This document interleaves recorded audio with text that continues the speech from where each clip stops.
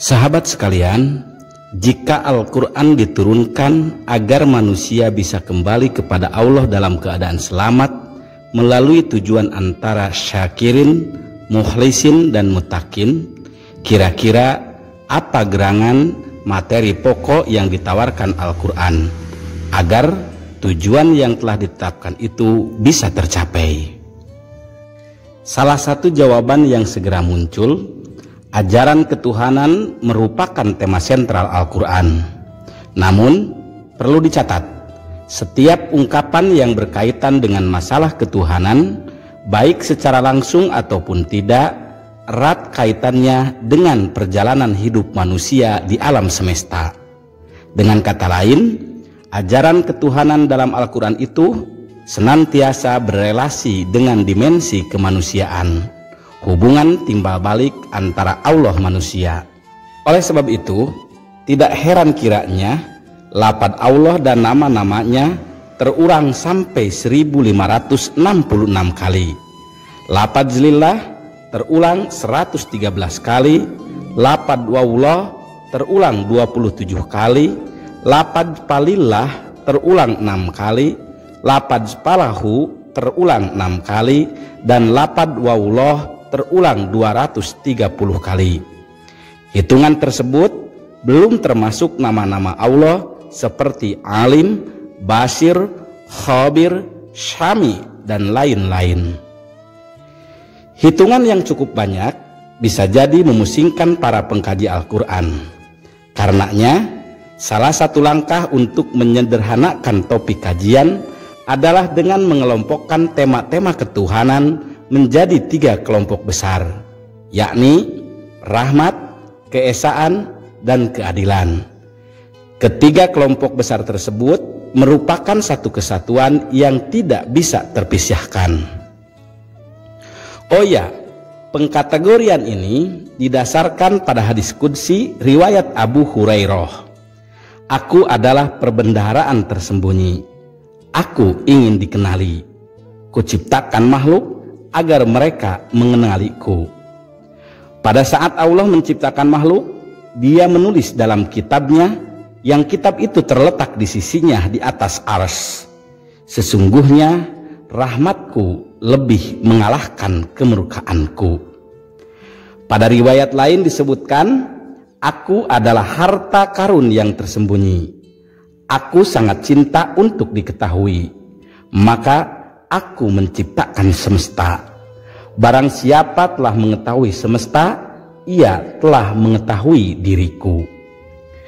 Menurut Ibnu Hajar, hadis tersebut menjelaskan rahmat Allah lebih dahulu ada dan lebih luas dibanding murkanya. Ya, rahmat Allah merupakan sifat yang melekat padanya. Dia menganugerahi makhluknya tanpa sebab apapun. Dia menciptakan manusia, memberi rezeki sejak dalam kandungan, penyusuan sampai dewasa, walaupun belum ada amal dari ciptaannya untuk Allah. Sementara murkanya muncul disebabkan berbagai pelanggaran yang dilakukan makhluknya. Karenanya rahmat Allah tentu mendahului murkanya. Di samping itu, redaksi mendahului dan memenangkan harus dilihat ta'aluknya, yakni ta'aluk rahmat lebih kuat dari ta'aluk murka yang mengisyaratkan rahmat merupakan ketetapannya, sementara murka sangat tergantung pada perilaku hambanya. Hadis-hadis semacam itu senada dengan firman Allah dalam Al-Quran surat Al-An'am ayat 54. Apabila orang-orang yang beriman kepada ayat-ayat kami itu datang kepadamu, maka katakanlah, salamun alaikum. Robmu telah menetapkan atas dirinya kasih sayang, bahwasanya barang siapa yang berbuat kejahatan di antara kamu lantaran kejahilan, kemudian ia bertaubat setelah mengerjakannya dan mengadakan perbaikan, sesungguhnya Allah Maha Pengampun lagi Maha Penyayang. Redaksi Robmu telah menetapkan atas dirinya kasih sayang menunjukkan sifat kitabah dan sifat rahmat yang melekat padanya.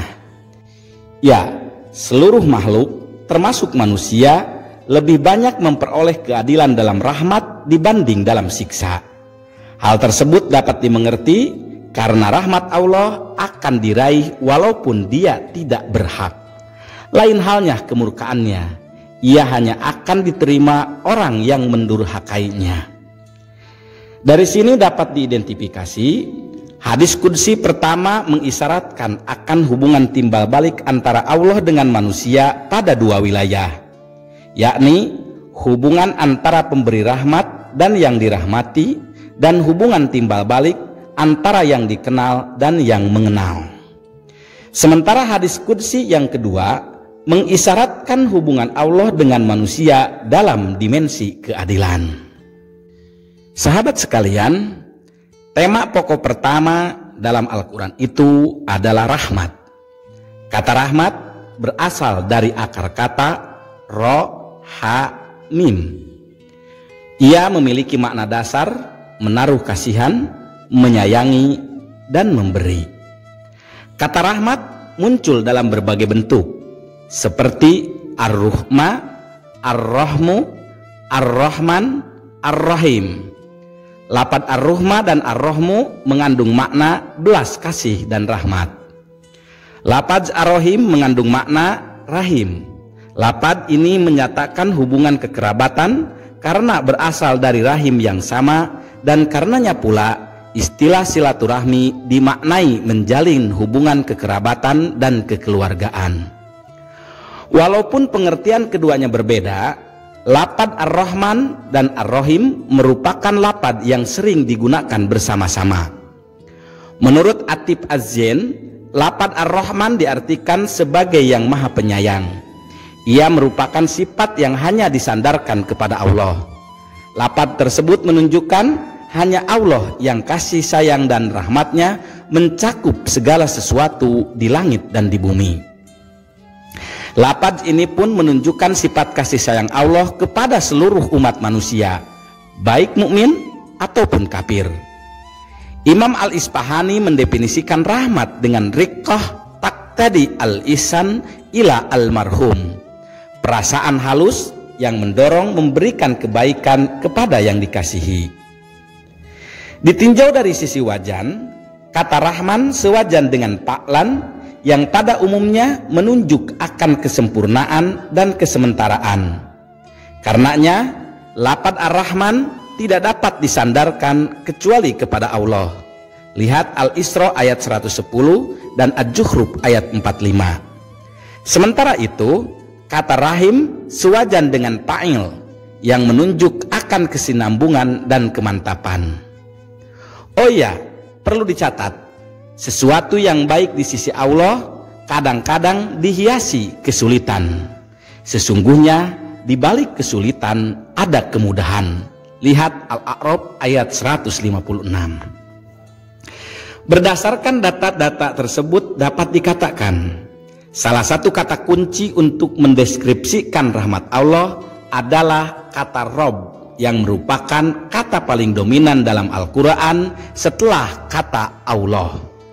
Bahkan informasi pertama Al-Quran tentang Allah pun menggunakan kata Rob. Lihat surat Al-Alaq ayat 1. Menurut Imam Fakhrur Razi, kata Rob merupakan ponem yang seakar dengan at-tarbiyah.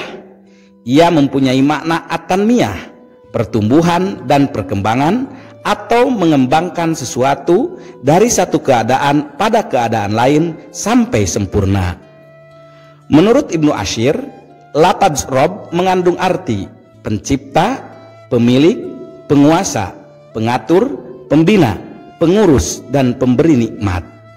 Jika kata Rob digunakan untuk sesuatu selain Allah, ia harus digandengkan dengan lafaz lain seperti ungkapan Rob kaza, pemilik sesuatu ini. Dengan demikian dapat dikatakan Ar-Rob mengandung makna yang sangat vital karena keberadaan, keberlangsungan, perkembangan, dan keteraturan seluruh kehidupan makhluk sangat tergantung pada lafaz Rob. Demikian halnya hamba-hamba Allah yang bertakwa. Mereka tidak menjadi orang-orang yang bertakwa kecuali karena bimbingan, taufik serta tarbiyah khususnya. Sahabat sekalian, secara ontologis sesuatu disebut sebagai Rob jika memenuhi beberapa kriteria, yakni menciptakan, menumbuh kembangkan ciptaannya, mengatur ciptaannya, dan memaafkan kesalahan ciptaannya. Dengan demikian, kata Rob tersebut berelasi dengan aktivitas penciptaan yang memunculkan relasi khalik makhluk, aktivitas pengajaran yang memunculkan relasi alim wal muta'alim, dan aktivitas pengampunan yang memunculkan relasi gopir dan khati. Sahabat sekalian, dalam relasi khalik makhluk, paling tidak terdapat 3 kata kunci yang harus diperhatikan, yaitu khalaqa, ja'ala, dan fatara. Lapad khalaqa dan jadiannya terulang 178 kali. Lapad fatara dan jadiannya terulang 18 kali. Sementara lapad ja'ala dan jadiannya terulang 306 kali. Aktivitas mencipta merupakan prasyarat utama sesuatu dikatakan sebagai Rob. Oleh sebab itu, tidak heran kiranya jika pada permulaan wahyu lapad Rob sering digandengkan dengan lapad khalaqa yang mengandung makna dasar, mengukur, atau memperhalus. Makna ini kemudian berkembang menjadi menciptakan sesuatu dari tiada, menciptakan tanpa contoh, mengatur, membuat, dan sebagainya. Oh ya, menciptakan sesuatu berbeda dengan menciptakan berdasarkan ukuran tertentu. Allah sebagai Khalik menunjuk pada aktivitas menciptakan sesuatu sesuai dengan ukuran yang ditetapkannya.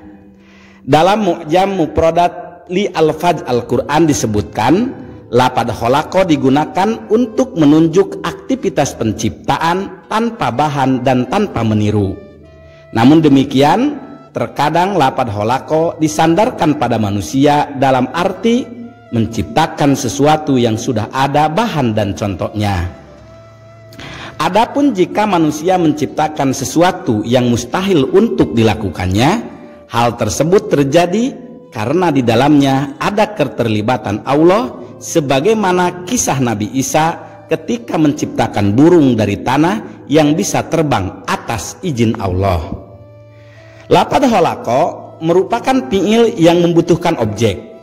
Berdasarkan penelusuran terhadap penggunaannya, manusia, langit, dan bumi merupakan objek yang paling dominan dideskripsikan Al-Quran. Terkadang pula Al-Quran tidak menyebutkan objek khalaq sebagaimana termaktub pada surat Al-Alaq ayat 2 dan pada surat Al-A'la ayat 2. Manusia sebagai objek khalaq terkadang diungkapkan secara zahir dengan menggunakan kata al-insan, terkadang diungkapkan dengan menggunakan domir, dan terkadang pula diungkapkan dengan zauzain. Di samping itu, dalam mendeskripsikan proses penciptaan manusia terdapat 2 pola, yakni pendeskripsian secara ijmal dan pendeskripsian secara tafsil.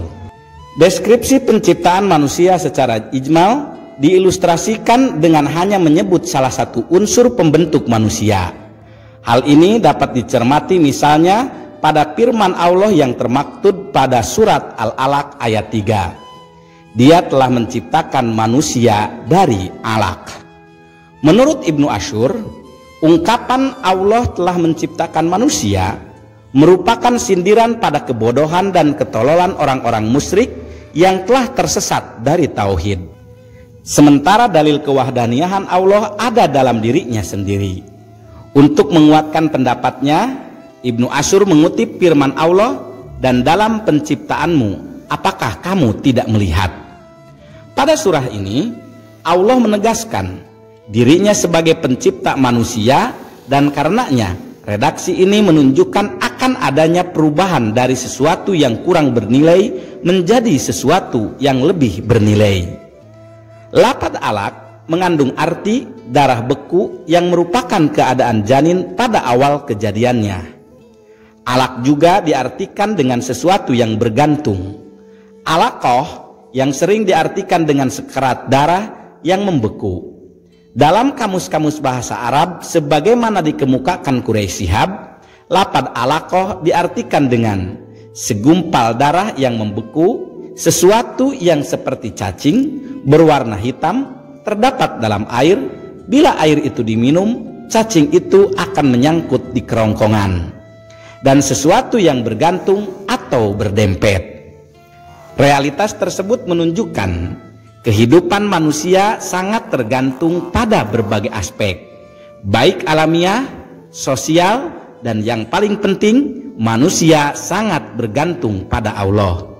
Sehingga ketika ia tidak lagi menggantungkan hidupnya pada penciptanya, ia dianggap telah melampaui batas-batas kemanusiaannya.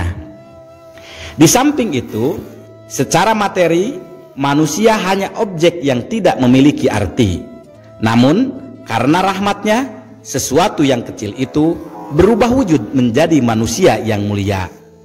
Dengan demikian, hidup merupakan rahmat Allah yang pertama kepada seluruh makhluknya, khususnya manusia. Walaupun mayoritas manusia tidak menyadarinya sebagai rahmat. Dalam mengomentari ayat tersebut, Sayyid Qutb menyatakan, penciptaan manusia diawali dengan tahapan sederhana, yakni khalaq al-insan min alaq. Namun karena dia maha pemurah, sesuatu yang dianggap kecil itu dimuliakan dengan pengajaran yang dengannya manusia akan mencapai kesempurnaan, sehingga ia dapat belajar. Kenyataan tersebut menggambarkan perpindahan yang sangat jauh dari asal menuju takdir yang telah ditentukan. Hal ini pun digambarkan tidak secara proses, tetapi melalui lompatan-lompatan hingga sampai pada tujuan. Tujuan penggambaran tersebut adalah agar manusia merasakan sentuhan keagamaan yang kuat dalam kontemplasi yang melibatkan perasaan. Proses penciptaan manusia yang dideskripsikan secara singkat juga ditemukan dalam surat An-Najm ayat 45, dan bahwasanya dialah yang menciptakan berpasang-pasangan pria dan wanita dari air mani apabila dipancarkan, dan bahwasanya dialah yang menetapkan kejadian yang lain, kebangkitan sesudah mati. Lapad nutfah sewajan dengan pu'lah yang mengandung arti air yang menetes. Dari pengertian ini dapat dipahami bahwa nutfah merupakan air yang teramat sedikit.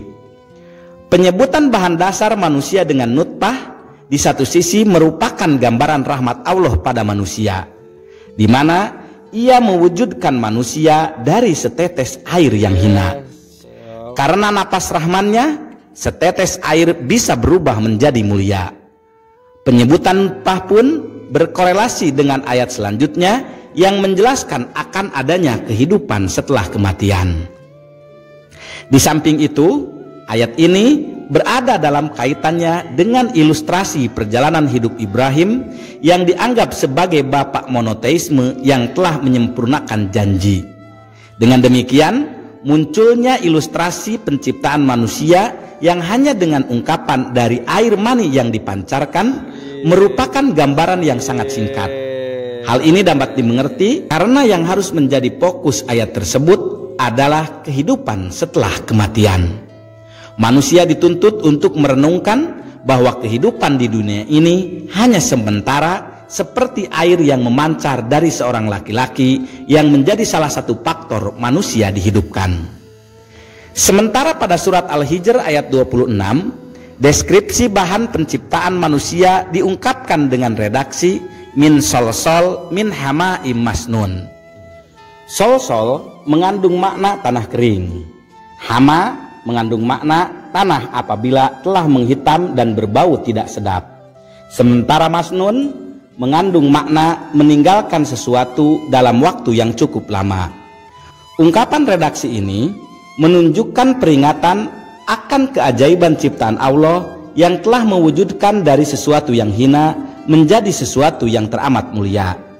Dalam ayat ini pun terdapat isyarat bahwa sesungguhnya esensi kehidupan akan kokoh melalui pendidikan. Pada surat As-Saffat ayat 11, redaksi penciptaan manusia diungkapkan dalam bentuk pertanyaan. Maka tanyakanlah kepada mereka, Apakah mereka yang lebih kukuh kejadiannya, ataukah apa yang Tuhan kami ciptakan itu? Sesungguhnya kami telah menciptakan mereka dari tanah liat. Pertanyaan ini ditujukan kepada masyarakat yang masih menyombongkan diri. Oleh sebab itu, penyebutan bahan dasar penciptaan manusia menuntut agar pembaca melakukan perenungan yang dengannya ia akan menyadari kelemahan dirinya. Demikian halnya pada surat Abasa ayat 18-19. Dari apakah Allah menciptakannya? Dari setetes mani. Allah menciptakannya lalu menentukannya. Pada ayat tersebut, Allah mengemukakan penciptaan manusia dalam bentuk pertanyaan sebagai titik pijak untuk menegaskan kebenaran akan kehidupan setelah kematian. Oleh sebab itu, di satu sisi, pertanyaan Allah mengenai materi dasar manusia bertujuan agar manusia menyadari asal-usulnya dan menyadari akan rahmat Allah padanya. Di sisi lain, pertanyaan itu bertujuan untuk menegaskan akan kehinaan orang-orang yang tidak mempercayai kehidupan setelah kematian. Di samping itu, pada surat Abasa, Lapad nutfah dirangkaikan dengan redaksi faqaddaroh yang mengandung arti mewujudkan sesuatu berdasarkan ukuran yang akurat. Dengan demikian, seluruh tubuh manusia diciptakan berdasarkan ukuran yang sesuai dengan fungsi masing-masing. Tidak sampai di situ. Dengan rahman-Nya pula, Allah memberi petunjuk jalan yang mudah agar manusia mampu kembali kepada Allah dalam keadaan selamat. Yang dimaksud jalan adalah menjadikan manusia memiliki kemampuan untuk membedakan baik dan buruk, baik terkait kehidupan duniawi ataupun kehidupan keberagamaan melalui pengaktifan pendengaran, penglihatan, hati, dan diutusnya para rasul. Oleh sebab itu, huruf sambung yang digunakan pada ayat tersebut adalah summa. Demikian halnya deskripsi selanjutnya menggunakan summa amatahu fa'akbaroh. Hal ini menunjukkan bahwa antara kelahiran sampai kematian terdapat rentang waktu yang cukup lama menurut ukuran manusia. Karenanya pula waktu tersebut harus digunakan sebaik-baiknya. Karena pada kenyataannya setiap manusia yang hidup akan berakhir pada kematian. Perintah semacam itu bisa ditemukan juga dalam surah At-Tariq ayat 5-6. Hendaklah manusia memperhatikan dari apakah dia diciptakan. Dia diciptakan dari air yang dipancarkan, yang keluar dari antara tulang sulbi laki-laki dan tulang dada perempuan. Lafadz nazar mengandung makna melihat sesuatu secara reflektif. Karenanya manusia dituntut untuk merenungkan asal-usul kejadiannya. Ia diciptakan min ma'in dapik, air yang keluar dengan kuat dan sangat cepat, yang keluar dari sulbi sebagai isyarat akan kelemahan. Ayat ini pun merupakan prolog untuk menegaskan akan kebangkitan. Ungkapan air yang memancar dari laki-laki dan perempuan di satu sisi mengingatkan agar manusia senantiasa menjaga identitas dirinya. Di sisi lain, agar manusia merespon rahmat dengan baik dan benar, yang salah satunya dengan menjaga kejelasan turunan melalui pernikahan yang jelas. Yang kedua, lafadz dapik merupakan bentuk fa'il. Hal ini mengisyaratkan air yang keluar dari sulbi laki-laki itu melakukan gerakan aktif menuju indung telur. Pergerakan ini dilakukan sekitar 1 juta sel, sehingga terjadi persaingan yang teramat ketat, hingga akhirnya hanya menyisakan 1 sel yang sudah teruji. Ia mampu masuk ke indung telur. Realitas ini mengisyaratkan perjalanan panjang bakal calon manusia yang harus dihargai seluruh umat manusia dengan tidak melakukan pembunuhan terhadap bakal manusia, baik anak yang sudah lahir ataupun anak yang baru masuk pada indung telur. Baik pembunuhan itu dilakukan karena kemiskinan ataupun pembunuhan itu dilakukan karena takut miskin. Sahabat sekalian, deskripsi penciptaan manusia menjadi lebih panjang sebagaimana dapat dicermati pada surat Al-Qiyamah ayat 38. Pada surat tersebut, Allah mengungkapkan penciptaan manusia diawali dengan pertanyaan, namun titik tekan pada surah ini terkait dengan kehidupan akhirat sebagaimana termaktub pada ayat 39. Apakah manusia mengira bahwa ia akan dibiarkan begitu saja? Bukankah dia dahulu setetes mani yang ditumpahkan? Kemudian mani itu menjadi segumpal darah, lalu Allah menciptakannya dan menyempurnakannya. Kemudian Allah menjadikan daripadanya sepasang laki-laki dan perempuan. Bukankah Allah yang berbuat demikian berkuasa pula menghidupkan orang mati? Ayat-ayat tersebut menegaskan proses penciptaan manusia merupakan bukti akan kebenaran kebangkitan, atau dengan kata lain, Allah yang begitu sayang pada manusia, dengan rahmatnya Dia menciptakan manusia dari bahan yang tidak berarti menjadi sesuatu yang berarti. Dijamin akan mampu mengembalikan manusia hidup kembali setelah kematiannya. Pada surat ini pun muncul lafaz alaqah dan sawa sebagai bukti akan rahmatnya pada manusia, yang merupakan dalil akan adanya kehidupan setelah kematian. Pertanyaan tersebut untuk menegaskan bahwa penciptaan sesuatu secara sempurna dari tidak ada merupakan bukti akan kemampuan mengembalikan sesuatu yang sudah berubah hidup kembali. Demikian halnya pada surat Al-Mu'minun ayat 12-14. Pemaparan proses penciptaan manusia diungkapkan secara rinci. Sesungguhnya kami telah menciptakan manusia dari saripati tanah. Kemudian kami jadikan saripati itu air mani dalam tempat yang kokoh. Kemudian air mani itu kami jadikan segumpal darah. Lalu segumpal darah itu kami jadikan segumpal daging. Dan segumpal daging itu kami jadikan tulang belulang. Lalu tulang belulang itu kami bungkus dengan daging. Kemudian kami jadikan dia makhluk yang berbentuk lain. Maha suci Allah, pencipta yang paling baik. Kemudian sesudah itu sesungguhnya kamu sekalian benar-benar akan mati. Kemudian sesungguhnya kamu sekalian akan dibangkitkan dari kuburmu di hari kiamat. Dan sesungguhnya kami telah menciptakan di atas kamu 7 buah jalan, dan kami tidaklah lengah terhadap ciptaan kami. Deskripsi ini diakhiri dengan ungkapan Maha Suci Allah yang merupakan sebaik-baik yang menciptakan, yang menjadi prolog untuk menegaskan akan kehidupan setelah kematian. Dari ayat-ayat yang mendeskripsikan proses penciptaan manusia, dapat disimpulkan bahwa deskripsi tersebut didatangkan untuk mengingatkan fenomena rahmat Allah yang memiliki kekuasaan kreatif dan senantiasa eksis dalam setiap penciptaan manusia. Kemahakuasaan kreatif tersebut tidak hanya dibatasi pada penciptaan manusia. Ia termanifestasi dalam berbagai transformasi yang terjadi selama pertumbuhan embrio. Fakta-fakta tersebut berfungsi sebagai prolog untuk menegaskan kehidupan setelah kematian. Deskripsi proses penciptaan manusia dalam Al-Quran berbeda dengan deskripsi penciptaan makhluk lainnya. Perbedaan tersebut terletak pada penyebutan bahan dasar.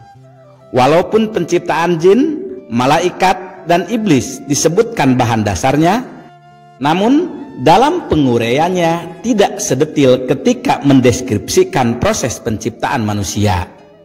Di samping itu, dari ayat-ayat penciptaan manusia dapat diidentifikasi bahwa terdapat 2 tahap penciptaan manusia, yakni tahap penciptaan jasad dan tahap penyempurnaan. Pada tahap penciptaan jasad terlihat adanya beberapa anasir pembentuk manusia, yakni Allah menjadikan manusia dalam 7 tingkatan.